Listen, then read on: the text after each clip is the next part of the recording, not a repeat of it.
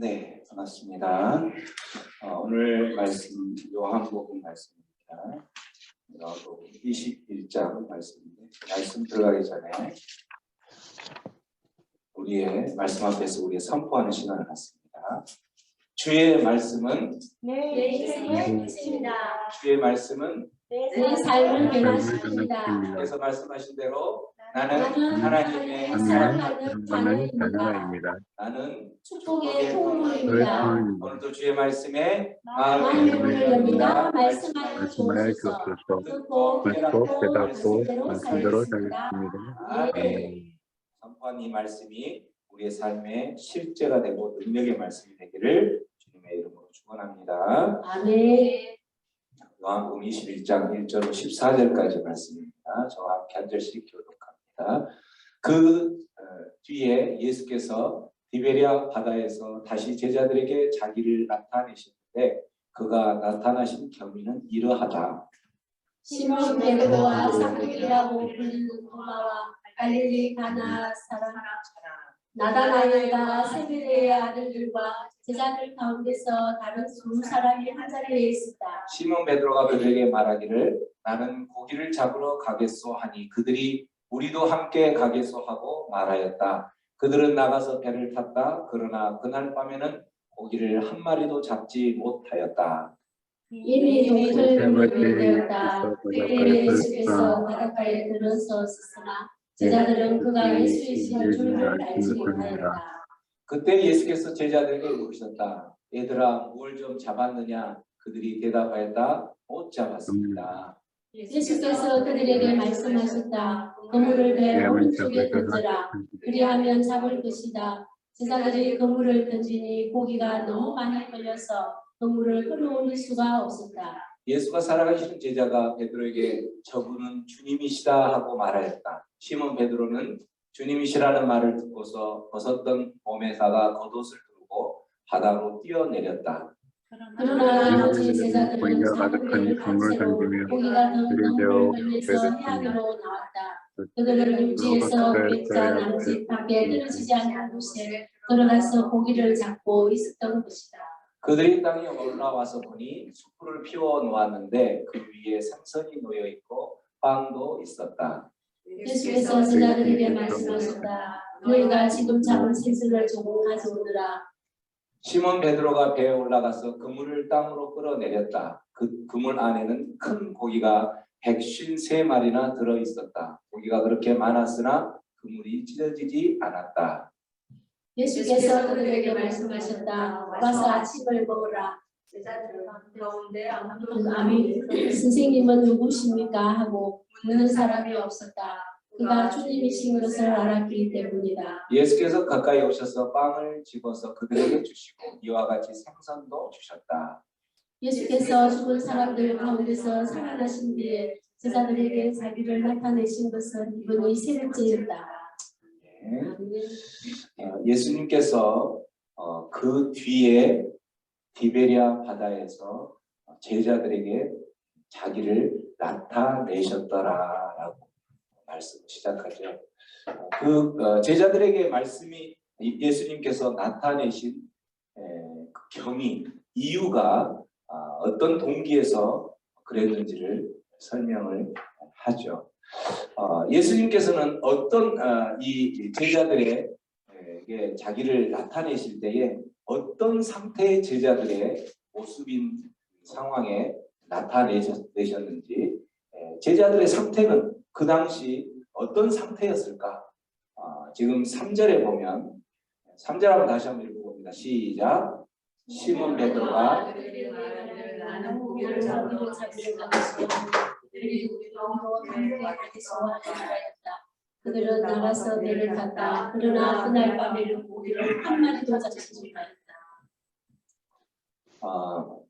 예수님께서 예루살렘에 입성할 때에 예루살렘에 입성하는 예수님을 보면서 호산나 다윗의 자손이여 호산나. 그 말은 호산나 우리를 구원하시기에 너무나도 당연하신 분 지금 우리를 구원하소서 이렇게 외쳤던 예수님이 예루살렘에 입성할 때는 승리의 왕으로 입성하는 모습이었던 거죠. 그 승리의 왕, 구원자, 우리를 해방시킬 수 있는 그러한 예수님으로 생각하고 그들은 지금까지 우리가 정말 3년 동안 예수님의 제자로서 너무나도 잘 따라다녔다. 한마디로 줄을 잘 섰다. 이렇게 생각을 했던 그 제자들의 환호성, 그 무리들의 환호성은 호산나였죠. 호산나, 당신은 우리를 구원할 수 있기에 충분하신 분입니다. 라고 예수님은 예루살렘 입성의 승리의 왕으로 입성을 했던 거죠. 그런 입성한 후에 몇 시간이 지나지 않아서 결국 예수님은 어떤 모습으로 그 종교 지도자들의 그 계획에 넘어가서 잡히게 되냐면 정말 어린 양, 도살장에 끌려가는 그 어린 양과 같이 예수님은 잡혀가고 또 예수님은 그 잡혀가는 상황을 이미 아시고 나를 잡아가라 라고 이야기하시면서 끌려가는 그 예수님. 그래 결국은 십자가에 못 박혀 죽기 전에 그 끌려가는 모습을 바라보면서 예수님을 그렇게 환호했던 제자들은 지금 이제 다 도망가고 베드로도 그 대제사장 집으로 가고 있는 자기가 3년 동안 그렇게 믿고 또 예루살렘 입성할 때까지만 해도 그렇게 이 나의 주님 호산나 나를 구원하기에 너무나도 합당하신 능력의 주님이라고 외쳤던 그 사람은 멀찍이 떨어져서 그 여종이 와서 당신도 이 사람과 똑같은 부류의 사람입니까? 라고 이야기를 했을 때 3번이나 부인하게 된 그러한 베드로. 그러한 베드로가 이제 예수님이 십자가에 못 박혀 죽으시고 예수님께서 3년 동안 있으면서 계속 했던 이야기는 너희들은 내가 죽고 난 뒤에는 3일 후에 다시 살아날 것인데 어디에로 가서 기다리라고 했냐면 갈릴리에 가서 기다려라 라고 이야기를 했죠.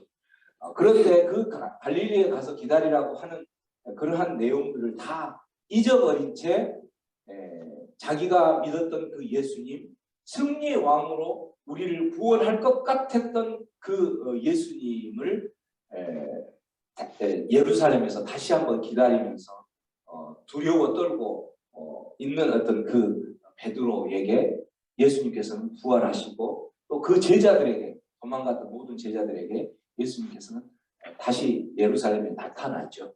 나타나서 이제 그 내가 살았다는 것을 확인시키기 위해서 도마의 의심이 많은 도마에게는 내 못자국을 만져라 그리고 믿으라 라고 이야기를 하는 거죠. 그러면서 덧붙이는 것은 보지 않고 믿는 사람이 더 복되도다 라고 이야기를 하는 거예요. 그 부활 후에 그렇게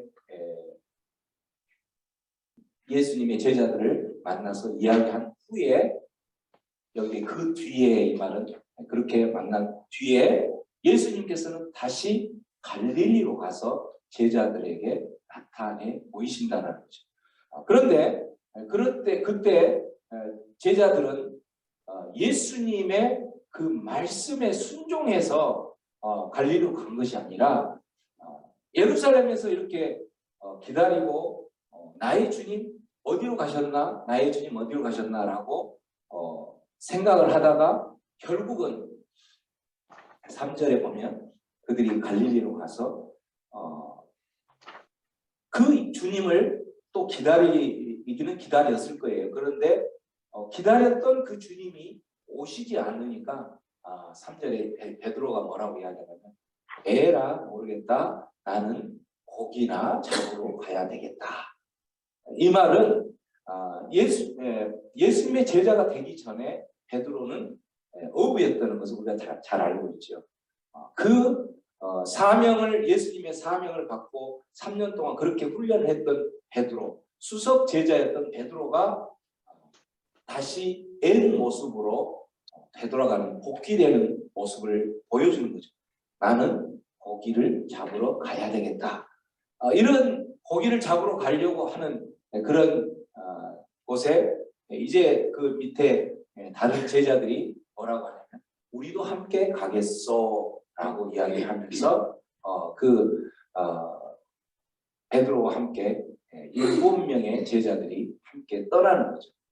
그래서 배를 타고 고기를 잡으러 갔지만 그러나 그날 밤에는 고기를 어떻게 됐다고 되어 있어요? 그날 밤에 고기를 많이 잡았죠. 한 마리도 못 잡았어요. 자기가 그렇게 믿었던 그 예수, 호산나 우리를 구원할 자라고 믿었던 그 예수, 기다리도 오지 않는 그 예수를 이제 잊어버린 채 고기를 잡으러 갔다가 한 마리도 그날 밤에 잡지 못한 그 상태에 있는 제자들의 모습은 어땠을까요? 그 상태의 제자들의 모습은 참으로 아무런 소망이 없는 상황이었겠죠. 그들은 이제 더 이상 호산나 외칠 주님도 없고 또 그들이 생각할 때에 그렇게 믿고 의지했던 그 주님을 다시 부를 수 있는 그런 상황도 아니라는 그러한 허탈한 그러한 상황 가운데 있을 때에 예수님은 찾아오셨다는 거예요. 그래서 이 예수님께서는 어떤 상태 때 이 제자들의 모습을 보면서 우리에게 말씀을 해주시고 있는 거냐면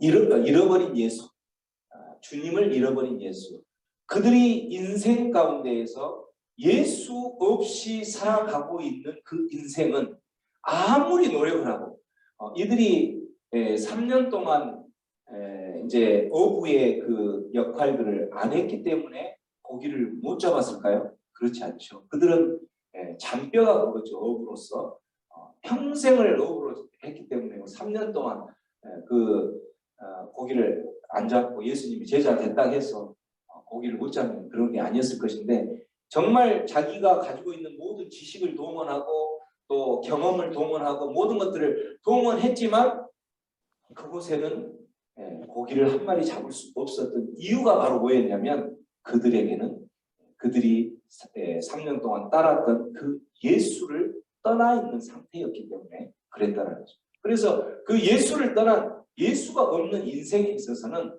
그들이 아무리 수고하고 노력할지라도 그 모든 것들은 헛되고 헛된 것으로 될 수밖에 없다는 것을 말씀해 주고 있다는 거죠. 우리 인생들도 마찬가지죠. 우리 인생들도 정말 열심히 하죠. 자기 딴에는 자기의 경험과 또 자기가 동원할 수 있는 모든 것들을 다 동원하면서 열심히 그 어떤 일들을 이루려 하죠. 그렇지만 내가 투자한 수고, 내가 땀 흘렸던 그 땀방울에 비해서 얻어낸 것은 너무나도 없고 여기서 말한 것처럼 정말 고기 한 마리 얻을 수 없는 상황으로 되는 그러한 인생을 우리도 여러 번 경험할 수 있었을 거예요. 왜 그랬을까? 왜 그랬을까? 이 제자들의 모습하고 너무나도 똑같기 때문에. 무엇 때문에? 내 인생의 실패의 자리에 있는 그 순간에 내 인생에 예수가 내 인생의 중심에 자리 잡고 있지 않았기 때문에 예수를 떠난 인생이었기 때문에 그랬다라는 거죠. 그 인생은 아무리 수고를 하더라도 헛되고 어떠한 결실, 열매도 맺지 못한다는 것을 말해주고 있는 거죠.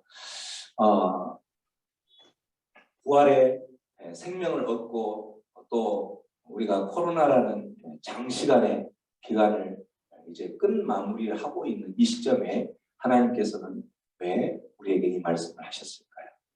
왜 우리에게 어떠한 메시지를 주기 위해서 이 말씀을 하셨을까요? 너의 인생의 중심에 누가 놓여 있느냐를 질문하고 계신 줄 믿습니다. 우리 인생 가운데 예수님이 빠지고 그 인생의 내 중심에 내 생각, 내 계획, 내 경험 이런 것들이 아무리 열심히 이루려 하지만 그 모든 것은 헛되고 헛된 열매밖에 없다라는 것을 보여주기 위한 거라는 거죠. 시편 말씀 한번 읽어봅니다. 큰 소리로 시작. 주님께서 집을 세우지 아니하시며 집을 세우는 사람의 수가 되며 주님께서 성을 지키지 아니하시며 가축원에 끼어 있으니 헛되리이다. 우리 인생에 어떤 집을 짓고 우리 인생에 무언가를 지켜내기 위해서 노력할 때에 그 집을 세우고 뭔가를 지켜내려고 하는 그 중심에 주님이 행하시는 것이 없다면, 주님이 없다면 그 집은 아무리 세우려 해도 세울 수가 없다라는 거죠. 다 사람의 수고가 헛되다. 주님께서 성을 지키지 아니하면 우리 인생의 인생에 쌓아두고 그 그 성을 지켜내기 위해서 그렇게 많은 것을 동원하고 이루려 하지만 하나님께서 우리의 그 인생 가운데 지키시는 그러한 보호하고 지키시는 그러한 능력을 우리에게 주시지 않는다면, 하나님께서 동행하시지 않는다면, 그 현장 가운데 하나님이 빠진다면 지킬 수 없다는 거죠. 그래서 우리는 이 말씀을 통해서 우리가 알 수 있는 것은 우리의 인생 가운데 참 내 인생의 집을 혹시라도 내가 세우려 하고 있지는 않는지, 내 인생의 집을 지켜내려 할 때에 뭔가 이루어졌던 것, 어떤 부분인지 모르지만 그것을 지켜내려고 할 때에 그 지켜내는 것이 내 힘과 내 능력으로 지켜내려 하고 있으면서 수고하고 땀 흘리고 그렇게 하고 있지는 않는지 질문하는 거예요. 그런 수고와 노력들은 다 어쩌다 헛되다라는 거예요. 헛된 그러한 상황이 된다는 것을 기억하면서 오늘 이 제자들의 모습을 통하여서 우리 인생 가운데 우리 인생의 집을 내 능력으로 짓지 말라는 주님의 음성을 들으시기 바랍니다. 그렇게 예수님께서는 나타나시는데 어디에 나타나시냐면 그런 주님을 떠난 제자들의 모습에 나타날 때에 이미 제자들은 고기 한 마리 잡지 못한 상황에 대해서 어느 시기가 되어버렸냐면 동틀 무렵이 되었다. 밤새 고기를 잡았지만 한 마리 잡지 못했던 그런 곳에 예수께서 바닷가에 이렇게 서셨다는 거죠. 바닷가에 섰는데 고기 잡으려 하고 있는 제자들은 그가 예수인지를 알지 못했다는 거예요. 예수님이 서 있는 자리와 그 제자들이 고기를 잡고 있는 자리까지의 거리는 저기 뒤에 말씀에 보면은 백자 거리래. 백자는 200 규빗, 우리 메타로 보면 90m 정도 되기 때문에 여기에서 5절 말씀에 거기에 서서 5절 예수님께서 하신 말씀이 있죠. 뭐라고 이야기하냐면 얘들아 무엇을 좀 잡았느냐.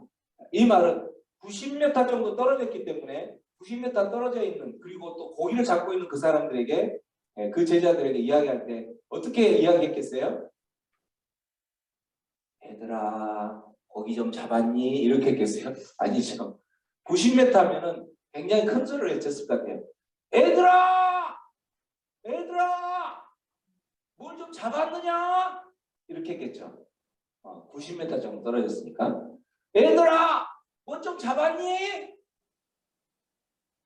그러니까 그들이 뭐라고 하냐면 못 잡았어요. 못 잡았어요. 90m 떨어진 곳에서 예수님께서 그럴 때 뭐라고 이야기하냐면 그 그물을 오른쪽으로 한번 던져봐. 그들이 밤새 동안 거기서 고기를 잡았는데 왼쪽에만 내렸겠어요? 오른쪽에도 내렸겠죠. 근데 지금 왼쪽에 내려서 밤새 동안 고기를 못 잡은 것처럼 오른쪽에 내려봐. 이렇게 이야기를 하는 거예요. 그러면 많이 잡을 것이다. 제자들이 그물을 그렇게 오른쪽으로 내리니 고기가 너무 많이 걸려서 그물을 끌어올릴 수가 없더라.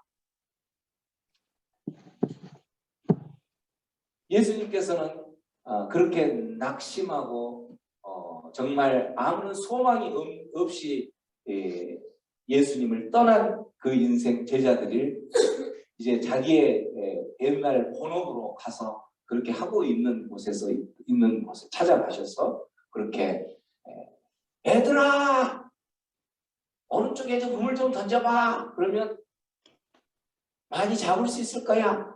라고 하는 그 음성을 듣고 그 말씀에 순종을 했을 때에 이들은 어떻게 했어요? 풍성하게 얻었다는 거예요. 그들이 밤새 예수님의 말씀이 있기 전에 오른쪽에 그물을 안 던졌겠어요? 던졌겠죠. 똑같은 자리에서 이곳에서 던져보고 이곳에서 던져보고 왜 이렇게 고기가 없을까? 한데 예수님의 그 말씀을 듣고 그곳에 또 똑같이 던졌겠죠. 그런 후에는 예수님의 그 말씀대로 풍성한 열매를 맺을 수 있다라는 거죠. 우리들의 삶 속에서도 마찬가지예요. 예수님께서 말씀하기 전에 똑같은 일을 했던 것 같지만 우리가 어떤 열매도 한 마리 고기도 잡지 못했던 그런 상황이었지만 예수님의 말씀을 듣고 똑같은 일을 했던 것 같은데 풍성한 열매를 맺는 그런 경험을 한 적이 있을 거예요. 뭘 말하는 거죠? 우리가 어떤 일을 하든지 우리의 생각과 우리의 계획들이 결코 앞서서는 안 된다는 거죠. 똑같은 일을 할지라도 예수님의 말씀을 먼저 듣고 그 말씀대로 순종할 때에 우리의 삶 안에 풍성한 열매가 맺힐 수 있다는 것을 기억하시기 바랍니다. 여러분의 삶 속에서는 어떠한 일들이 있길래 오늘 이 말씀을 여러분의 삶에 주셨을까요? 여러분의 삶 속에서는 어떠세요? 여러분이 혼자 힘으로 경험과 내가 가진 동원할 수 있는 모든 그 배경들을 다 동원했지만 정말 한 마리 고기도 잡지 못하는 그런 상황이었을 때에 여러분 어떻게 풀어가고 계시나요? 어떻게 풀고 계시나요? 왜 안 잡히지? 내가 지금까지 잘못 알았나? 이렇게 하면서 또 내 어떤 경험을 되새기면서 그걸 풀어보려고 노력하시나요? 아니면 기도하시나요? 기도하는 거죠. 기도하고 계신 줄로 믿습니다. 기도하라는 거예요. 풀리지 않으면, 문제가 풀리지 않으면, 열매를 맺을 수 없으면, 노력해도 밤새 노력해도 안 된다면 기도하라는 거예요. 그리고 하나님께서 뭐라고 말씀하시는지 말씀을 듣고 그 다음에 그 말씀대로 행하면 풍성한 열매가 맺을 줄로 믿으시기 바랍니다. 우리는 우리의 말씀 가운데에서 말씀으로 인도함을 받는 그러한 그 경험들이 말씀을 멀리하면 할수록 경험들은 부족하겠죠. 특히나 예배가 무너져 있는 이 한국 교회 현실 가운데에서는 예배가 무너지면 본인은 자기 스스로는 말씀에 더 설 것 같은데 결코 그렇지 않죠. 예배 무너지면 말씀도 무너지고 말씀이 무너지면 기도도 무너지고 기도가 무너지면 하나님께 대한 모든 예배가 또 무너지고 이 악순환의 고리처럼 계속 무너지게 돼 있는 거죠. 우리는 이제 한국 교회가 이제 코로나 그 정부에서 모든 방역 지침이 이제 다음 주부터는 거의 완전히 풀리는 걸로 이렇게 해서 교회에서 식사도 해도 된다. 모든 것들 다 이제 풀어지는 거죠. 그러니까 한국 교회에서 어떻게 이제 움직이고 있냐면 이제 한번 해볼까 하면서 이 문자를 날리고 성도들에게 이제는 교회에 오세요. 과연 얼마나 올지 모르지만 이번 주부터 사실은 그렇게 해서 했는데 안 온다는 거예요. 교회 안 와. 왜? 2년 동안 안 가도 굉장히 편하니까, 좋으니까. 줌이라는 걸로 예배를 드리다 보니까 안방에서 다리 뻗고 쭉 예배 드리니까 얼마나 편해요. 그죠? 편하고 좋죠. 그러니까 이제 차려입고 시간 투자하고 이렇게 해서 예배당 가는 것이 귀찮아진 거예요. 그러다 보니까 결국은 가나안 성도가 되어버리는 거죠. 안 나가는 거예요. 안 나가. 이런 위기 가운데 와 있어요. 그런 위기일수록 우리는 더 기도하고 우리 인생 가운데 참으로 밤이 맞도록 수고하지만 한 마리 고기도 잡지 못하는 그러한 인생으로 치달을 수 있다는 것을 말씀해 주시는 하나님의 음성을 들으시기 바랍니다. 그렇게 고기가 잡혔었는데 고기를 잡아서 그렇게 하고 있을 때에 그 사랑하는 제자가 누구예요? 요한이죠. 요한이 베드로 성님, 형님 저 주님이시네요.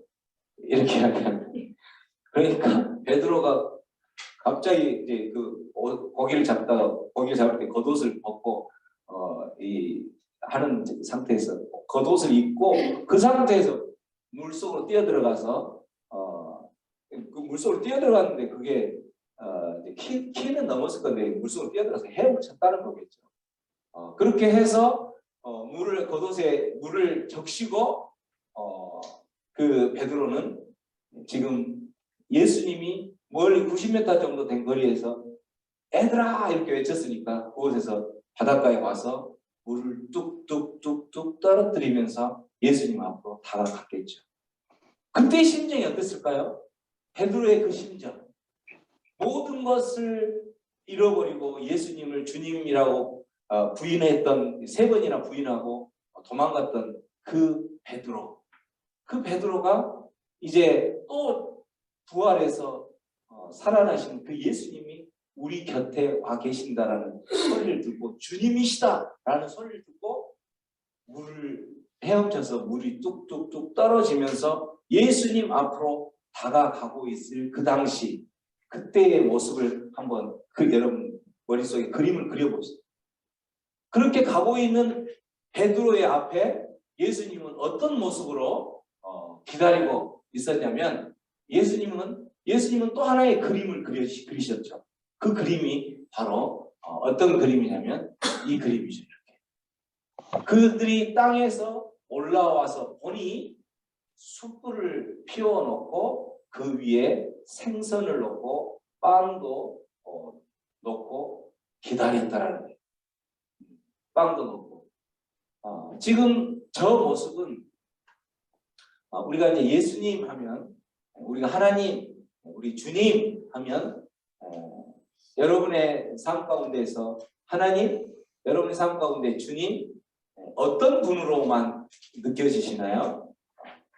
두렵고 떨리는 분 아니면 또 어떤 분? 어떤 분으로 느껴지시나요? 사랑의 하나님.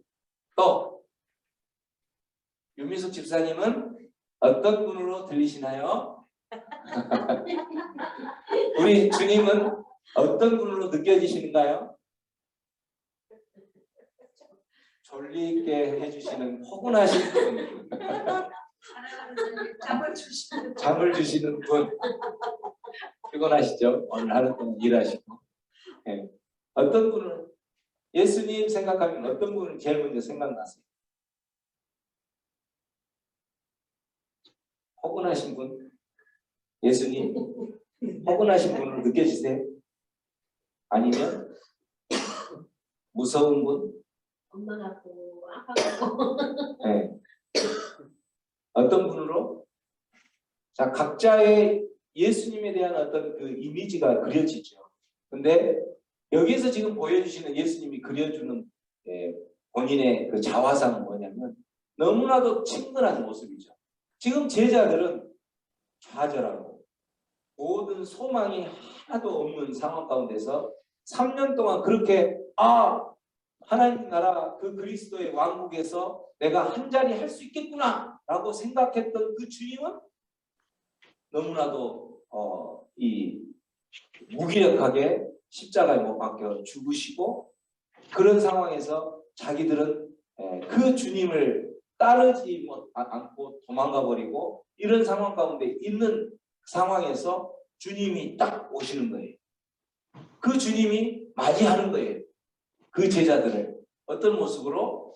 저렇게 숯불을 펴놓고, 바닷가에 여러분 붓을 장작불을 펴놓고 그 위에 생선을 구워놓고 또 먹을 빵을 주면서 하는 예수님, 얼마나 친밀해요? 여러분, 이런 그 친밀함과 사랑으로 맞이하는 분이 바로 우리 주님이시라. 이 주님이 이렇게 피워놓고 물속에서 다시 올라온 제자들을 이렇게 통해서 뭐라고 이야기하시냐면, 그들을 격려하시고, 야, 너 그때 내가 목숨을 바쳐서라도 주님 가는 곳은 어디든지 따라갈 수 있습니다 라고 외쳤던 베드로, 너 그때 어디 갔었어? 그때 나 십자가에 못 박힐 때. 이렇게 하지 않고 베드로에게, 그 베드로의 심정을 누구보다도 잘 아는 예수님께서 그 지친 좌절되고 낙심된 베드로를 격려하는 것을, 이 그림을 그리시는 거예요. 이 그림을 그러면서 뭐라고 이야기하시냐면, 너희가 지금 엄청나게 많은 고기를 잡았지? 잡은 생선 좀 가져오너라. 거기에서 153마리를 잡았다고 돼 있잖아요. 숫자로 153마리로 이렇게 기록한 이유는 실제 그렇게 많이 잡았다라는 것을 소개하기 위해서 이렇게 요한이 기록했다라고 해석을 하고 있죠. 근데 그렇게 많이 잡은 거예요. 153마리는 엄청난 거죠, 사실은. 그 고기 좀 가져올래? 라고 이야기하면서 그 고기를 이제 베드로가 가서 가져오니까 또 뭐라고 이야기해요? 12절에 아침 먹자. 베드로는 지금 저 예수님 입에서 도대체 무슨 이야기가 나올까?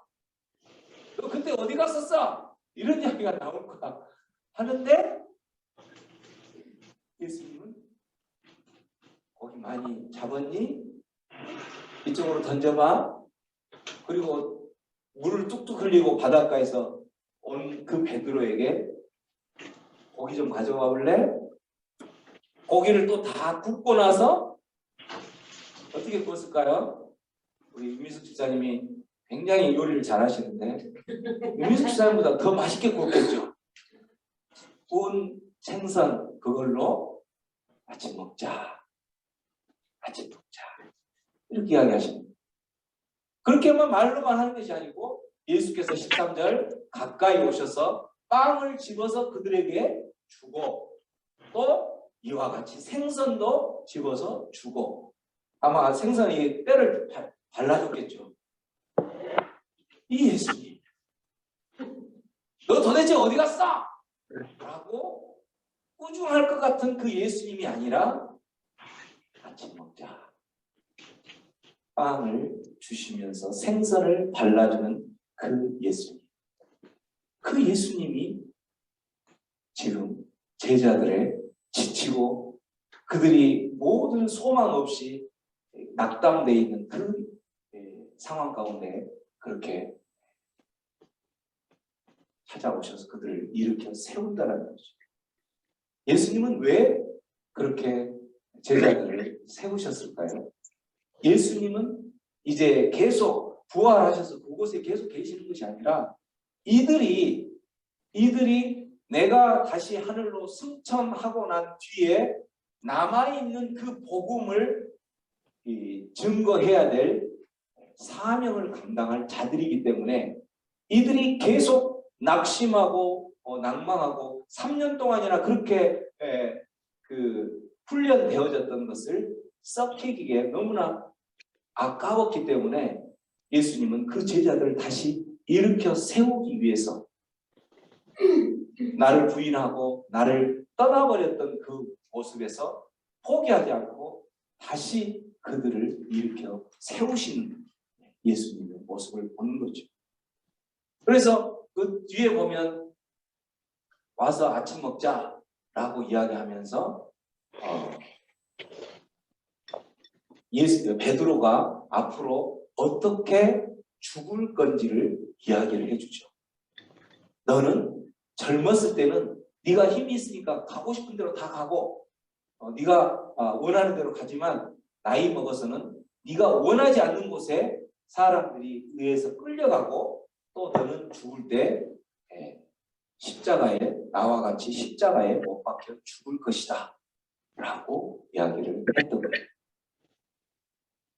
그러니까 베드로가 뭐라고 이야기하냐면 그 사랑하는 제자 베드로는 늘 예수님께 사랑을 받았던 그 요한의 운명은 어떨 것인가 또 그걸 물어보는 거죠. 얘는 어떨 것 같아요? 라고 물어보라는 거지. 그러니까 요한의 내가 다시 재림해서 오를 때까지 살아있든 어쨌든 그것이 너와 무슨 상관이 있느냐. 너는 네가 맡은 사명만 감당하면 되지 않겠느냐라고 이야기를 하죠.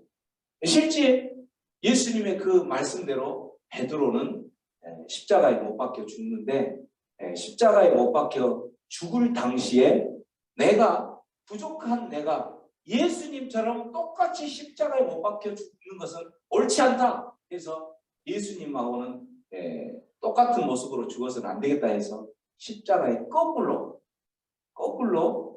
못 박혀 죽죠. 이러한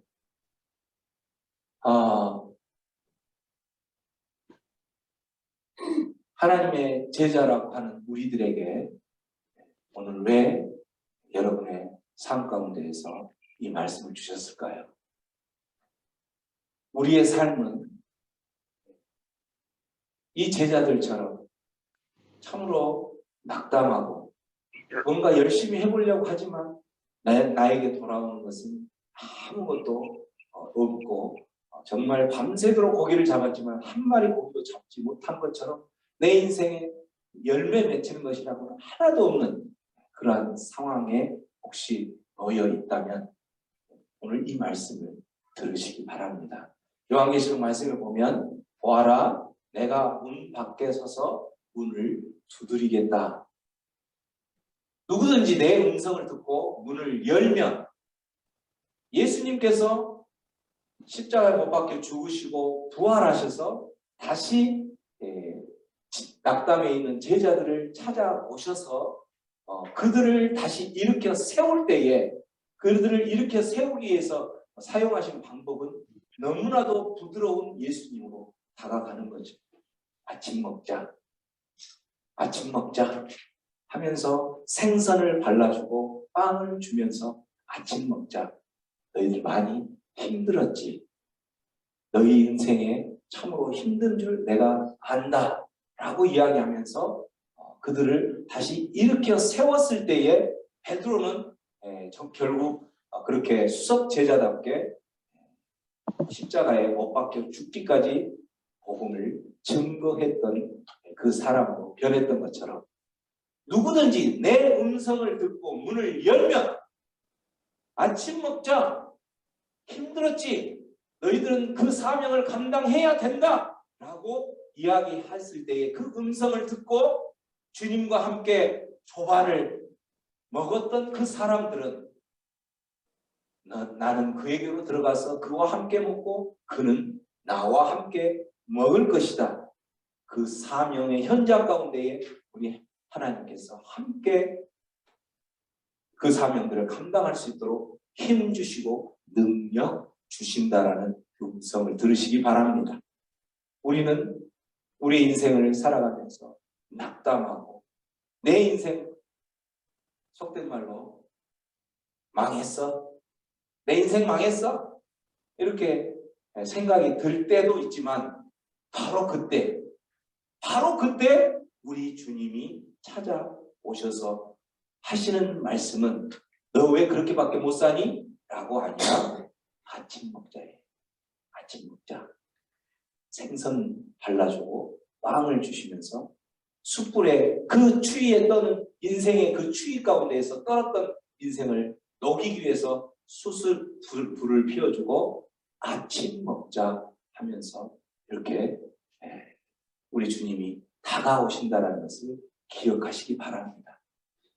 참 우리가 성도의 교제를 할 때도 마찬가지지만 먹는 교제가 참 중요한 것 같아요. 그죠? 먹는 교제를 통해서 마음의 문이 열어지기도 하고 닫혀지기도 하는데 먹는 교제를 통해서 대부분 마음이 많이 열리는 것 같아요. 그래서 우리 새생명 광주교회는 우리가 먹는데 좀 많이 투자를 해야 되겠다 이 생각을 갖고 있습니다. 아멘. 그래서 코로나 시기에 다른 저희 이제 테니스 같이 한 목사님 한 분이 저기 함께 운동을 하는데 그 목사님이 다음 주부터 이제 목사님 교회는 식사 이제 합니까? 그러더라고요. 그래서 우리는 코로나 시작할 때부터 지금까지 계속 식사했습니다. 우리 교회의 모토는 예수님이 아침 먹자 하는 그 친밀함으로 다가오는 교제를 원하시기 때문에 우리는 지금도 먹고 이제 다음 주부터는 좀 더 자유스럽게 먹겠지요. 식탁의 교제 가운데에서 묶였던 것이 풀어진 역사가 있기를 축원합니다. 하나님께서 우리 예수님께서 우리의 주님으로 다가오시면서 우리 안에 우리 인생에 추웠던 그 인생들을 풀어주시기 위해서 숯불을 피워주고 또 우리 안에 아침 먹자라고 이야기하신다는 거죠. 오늘도 우리의 삶 가운데 좌절되고 낙심된 인생이 우리 가운데 놓여 있다면 또 그런 인생에 처해 있다면 여러분 주님 바라보시기 바랍니다. 주님의 음성을 들으시기 바랍니다. 주님이 그리신 그 그림을 기억하면서 내 그 추운 인생 가운데에 우리 주님은 숯불을 피워 놓으시고 아침 먹자라고 말씀하고 계시는 그 음성을 들을 때에 우리의 인생은 결코 추운 인생이 아니고 예수님 때문에 따뜻하고 풍요로운 인생이 될 줄로 믿습니다. 우리 말씀 정리하겠습니다. 우리 인생을 살아가면서 내 인생의 집을 세우고 지어갈 때에 우리의 힘으로 혹시 짓고 있는가? 또 내 인생에 지어졌던 인생의 집, 내가 이루었던 어떤 그것을 지켜내기 위해서 내가 내 힘으로 혹시 몸부림치면서 지키고 있지는 않는지 다시 한번 생각해 보면서 하나님께서 집을 세우고 하나님께서 지키지 않으면 모든 것이 헛되고 헛된 것이라는 것을 기억하시기 바랍니다. 오늘도 우리가 어떤 순종해야 될 예수님의 말씀이 계속 들려오는데 내 계획대로만 하면서 열매 없이 살아가고 있지는 않은지 다시 한번 우리를 되새겨보고 기억했으면 좋겠습니다. 우리의 인생을 되돌아볼 때에 좌절되고 또 낙심되는 그런 인생 가운데 놓여 있다면 그러한 인생 가운데에서 우리 안에 숯불을 피워놓고 바닷가에서 조반을 아침을 먹자라고 친밀하게 손 내미시면서 또 빵을 주시고 생선을 주시는 그 예수님, 그 주님이 나의 주님이라는 것이 우리 너무나도 기쁨이요 또 평강의 삶을 살 수 있는 것이라는 것을 기억하면서 내 어떤 힘들고 어려운 그때마다 더욱 그러한 주님을 바라보는 시간이 되겠습니다. 그러한 주님을 바라보는 주님의 얼굴만을 구하는 자 되겠습니다. 우리 함께 결단하며 기도하며 나가겠습니다. 기도합니다. 고마우신 하나님, 우리 인생 가운데에 참으로 우리 인생의 우리 인생의 집을 지으려 할 때에 내 힘과 내 능력으로 짓지 않게 하여 주시고, 하나님 또 인생에 이루어졌던 그 어떤 것들을 지켜내려 할 때에 아버지 하나님께서 지키시지 않으면 그 모든 것들은 순식간에 무너질 수밖에 없음을 고백합니다. 주여, 주님 지키시고 주님께서 세워주옵소서. 내 인생 모든 것 주님께 의탁합니다. 주님께서 세워주시고 지키어 보호하여 주시옵소서. 날마다 주님 말씀하신 대로 살아가게 하여 주시고, 하나님께서 말씀하신 그만큼만 가게 하여 주옵소서. 아버지, 내 인생이 참으로 낙심되어지고 좌절되고 또한 아무런 소망이 없는 것 같은 인생이지만 하나님, 그러한 인생 가운데 주님 찾아오셔서 우리의 그 죽은 인생을 아버지 숯불로 태우시고 아침 먹자라고 말씀하시는 그 주님으로 인하여 감사합니다. 오늘도 그 주님으로 인하여 우리가 주님만을 생각하면서 우리의 인생을 다시 한번 따뜻하게 만들어내는 시간 되게 하여 주시옵소서. 그 주님만을 바라보며 나아갑니다. 함께하여